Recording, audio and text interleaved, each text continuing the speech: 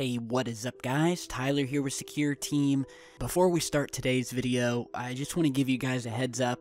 It seems like I'm coming down with likely the flu, and I'm not feeling very well. I was going to put up a video last night, as I said in my previous video, but I just felt like total crap. So I've been taking medicine, and if you guys will just bear with me through this video, I'd really appreciate it.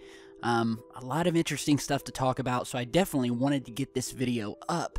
The first of which I want to start out with is that our entire solar system may be filled with aquatic aliens. Now, you're probably saying to yourself, aquatic aliens? What the hell is Tyler talking about? Well, if you've been watching our past videos, we've been talking a lot about Jupiter's icy moon, Europa, which, although frigid and covered with a thick layer of ice on the surface, has been found to harbor an underground ocean of liquid water, just like we have here on our own oceans, that is 62 miles deep. Now, compared to Earth, the Pacific Ocean's Mariana Trench reaches a depth of about 6.8 miles deep, and that's the deepest that our ocean goes. So, we've recently discovered this underground liquid water ocean under Europa, and it's raising a lot of new questions about the search for alien life in our solar system, because there has been a long-held belief that the only types of planets or moons that you would find things like liquid water on are those that are found in the habitable zones, or the Goldilocks zones around their stars, where the temperature is just right, not too hot, not too cold. But never did anyone ever think to look towards these, what appear to be dead, icy moons, like that of Europa around Jupiter, to harbor such an ocean that could sustain life. In fact, we have missions gearing up to Europa, and Europa is one of the leading candidates for the possible discovery of alien life, or at the very least, microbes and things of that nature. The other, probably the second most spoken about moon in our solar system that also has been found to have an underground ocean, as well as geysers on its surface blasting out liquid water into space, is Enceladus, which you're seeing here. And this is the 6th largest moon of the planet Saturn. So they found these geysers erupting on Enceladus. Once again, another completely frozen, icy moon, far away from the sun. You would never think that a liquid ocean would even be able to exist under its surface, because again, it's not in the habitable zone. But what we found is that the gravitational pull of these planets, like Jupiter and Saturn, are basically tugging these moons back and forth, stretching them, which is generating heat from within, which allows these oceans to thrive, keeping them at just the right temperature, not too hot and not too cold. And so we have Europa and Enceladus, both of which are shooting water out of their surfaces in these massive geysers and plumes that have been photographed by the Cassini probes, among others. We've also spoken about Titan, which is the largest moon of Saturn. It's an alien world in the truest sense of the word, and it's very much like Earth. It has an atmosphere, it has stable bodies of surface liquid, and is the only body in the solar system besides Earth to have such bodies of liquid on its surface. And we're talking about liquid oceans and liquid lakes of methane. But we are now discovering that the possibilities for there being other underground oceans existing within other moons in our solar system are virtually unlimited and unknown at this point, after new reports have come out indicating that another moon of Saturn by the name of Dione also probably has a buried ocean. You're seeing Dione here. Another icy world. The huge ocean, they're saying, is likely to be buried about 60 miles beneath its icy shell, according to a recent study. And not only that, but astronomers and scientists also now believe that Jupiter moons Callisto and Ganymede also have subsurface oceans. And furthermore, and last but not least, recent research indicates that Pluto may also have an underground ocean. Here you're seeing a picture of the moon Callisto, the beautiful moon of Jupiter, and here we have Ganymede, another moon of Jupiter. So, altogether, thus far, we have Europa, Enceladus, Dione, Callisto, Ganymede, and now Pluto, all of which scientists believe have an ocean. And I think that this is huge news because for such a long time we have been told that our solar system is barren and empty and dead, and that any other source of life similar to humans would only be found light years away on another planet found specifically in the Goldilocks zone. And yet again, science has been proven wrong, the theories have been proven wrong, and now we are discovering that all of these moons sitting out in the farthest reaches of our solar system are harboring these deep, untouched, liquid water oceans, and it seems like they are talking about a new moon every other day and the likelihood that the moon has an underground ocean. So by next year, who knows how many more moons scientists will have indicated are harboring these alien oceans. And remember, where there has always been found water, there has been found life. And out of all of these untouched, never-before-seen oceans, I'm willing to bet that at least one of them, if not more than that, is harboring life. You've been seeing a lot of images here of these different moons. Many of them, we are showing you the large areas of water vapor that have been discovered and imaged by the Hubble Space Telescope surrounding some of these moons. I mean, some of these moons are surrounded with water because they're releasing it through these giant plumes. And so it's just very exciting news, and the chances that even one of these deep underground alien oceans has life is very exciting, and we should be focusing on that. There's a lot of talk about sending probes to planets that we've discovered that are light years away, when we could have potentially 10 to 20 moons within our own solar system that are secretly harboring life underneath the surface, unbeknownst to us, while we have ignorantly brushed right past them. I mean, it's been right under our nose this entire time. And it just goes to show that sometimes you can find indicators of alien life in the last place that you would ever think to look. So let me know what you guys think.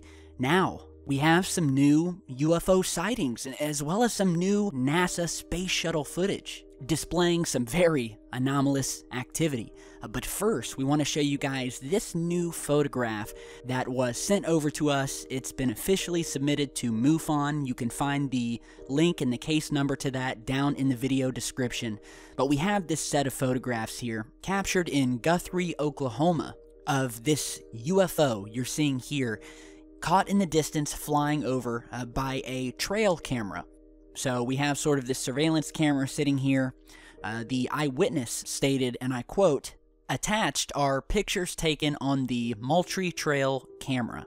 I was deleting pictures when this object was captured less than 200 feet from our house." The source stated that the object in the sky was too big to be a bird, obviously, and not the shape of anything that they had ever seen in the sky, nor have I. I mean, you guys look at this. Let's go ahead and zoom in here.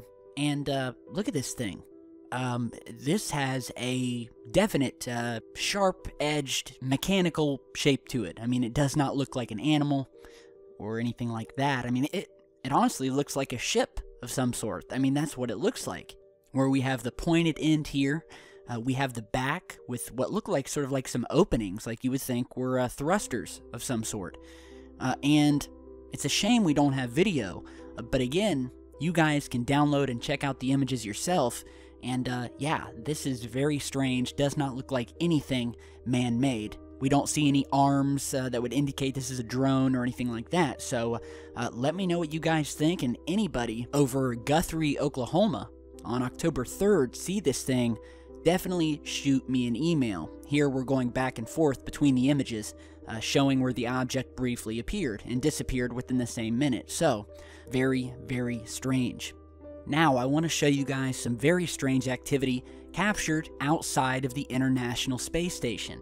we have a couple of clips to show you, and if you follow our channel, you know that we've done what seems like an endless amount of videos featuring various space station footage showing these UFOs, these craft, maneuvering, flying, changing speeds, changing directions. You've seen this piece of footage here that you're seeing, which is from the STS-114 mission in 2005, where we see this object fly into frame, does a complete U-turn, changes directions, and flies off, increasing its speed before exiting the frame. Here is the video again. We'll go ahead and speed it up here.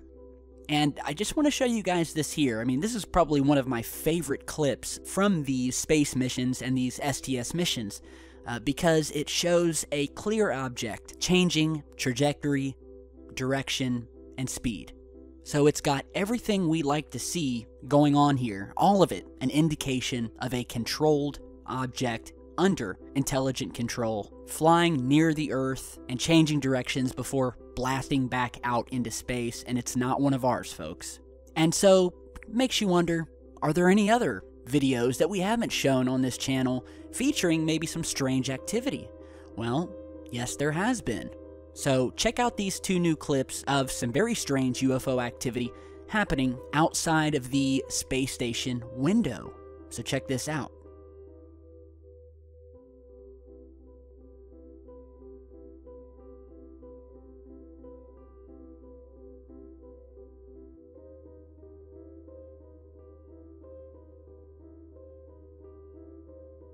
Alright, so this is a clip courtesy of NASA. If you ever watch the live International Space Station feeds or NASA TV, you will see these clips where it will switch cameras and put us inside of the space stations or the space shuttles. And so, as you just saw, we're getting one of these shots from inside, the astronauts sitting there. We have a window in the back, and very briefly, but very clearly, we see an unknown object passing by the window, just sort of steadily moving past, and you almost miss it. So we're zooming in here. We'll give you all kind of different zoom levels and angles. I mean, the proof is right here. We don't have any other objects that look like this that would be this close to the ISS, just sort of flying by. It definitely looks like a large object, craft of some sort. We know at the time that there were no dockings or anything like that. The astronaut sitting there in the spacecraft is not paying attention to anything happening outside and is completely oblivious to this UFO passing by. At one point, it looks triangular in shape. It's very pixelated as we zoom in further. And at other times, it has almost like a saucer shape to it. But nonetheless, what we have here is a large object passing by outside that does not belong to us.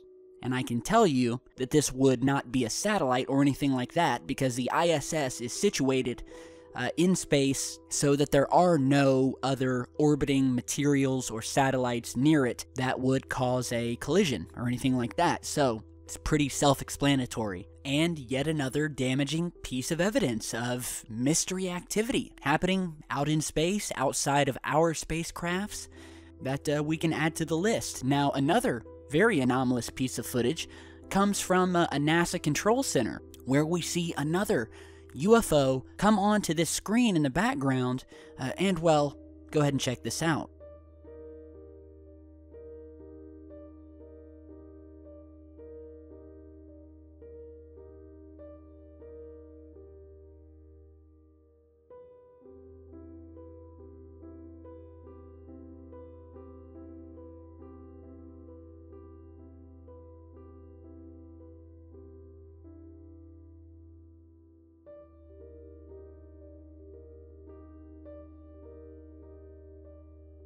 Alright, so as you just saw, we have an older piece of footage of the control center. We have some people at their computers here monitoring the ISS. And once again, in the background, and you'd miss it if you weren't looking, we have a couple very strange UFOs that we see here. And we actually see two. We see this sort of circular, faint object that looks kind of like it's moving in a circle. And then we see this white object that almost looks like it's kind of just swimming through. kind of gives you like a fish type movement, where it looks as if it just sort of swims into frame, goes down, disappears momentarily, and then comes back up into frame. Now, what is that? Very, very strange. Let me know what you guys think. I mean, we've seen strange objects like this that almost appear to be almost swimming in space. We've seen these weird movements before, and it kind of makes you wonder whether there are creatures out there. And of course, you will have some people out there who firmly believe that space is actual liquid. You know, and this kind of aligns with the flat earthers, who believe that when you enter space, you're actually entering another ocean. And, well, you know what, I maybe if my temperature goes up a few more ticks, I might start believing that too. But, you know, there's just a lot of strange things, and I'm glad we could add a couple more to the list here. So if you want to look at some more crazy UFO space footage, just look back through our past videos, especially if you're new to the channel, and trust me, you will not be let down, and you will be extremely amazed. So let me know what you guys think. Again, I apologize if I sound a little off today. Hopefully I'm gonna feel better. We will definitely have another video up tomorrow focusing on some more UFO footage. We've got a ton to show you guys, so be sure to stick around. And before we end today's video, I gotta show you guys something really cool, and that is this ghost drone that someone put together during this wonderful Halloween season to scare the bejesus out of people. You can see here they've put this ghost figure, sat it on top of a drone here, and have been flying it around, chasing cars, chasing people, and giving them a good scare. So that's actually pretty ingenious. It's pretty cool, pretty funny. Good way to scare someone. So if you own a drone, maybe this is something you could do to play around with the trick-or-treaters on Beggar's Night, and yeah, have yourself a good time. I love Halloween. It's one of my favorite times of the year. I just love dressing up and just going house to house, and I just love coming home and just dumping my pillowcase out and seeing all of the candy that I'd gotten. So, I'm just kidding. I haven't gone trick-or-treating in years. I mean, I'm 30 years old now, and I stopped trick-or-treating long time ago when I was about 26 or 27, so that's done. But thanks for watching. I really appreciate it. Thank you guys for being patient with me as I'm trying to feel better here. And be sure to stick around. We'll have another video up tomorrow. Got a lot of footage to talk about, a lot of strange things happening. Here's hoping I'm feeling a little bit better. Thanks for stopping by and sending your get well wishes on Twitter and Facebook. I really appreciate it. I really do. So I'll see you guys all back tomorrow, and have a great rest of your night.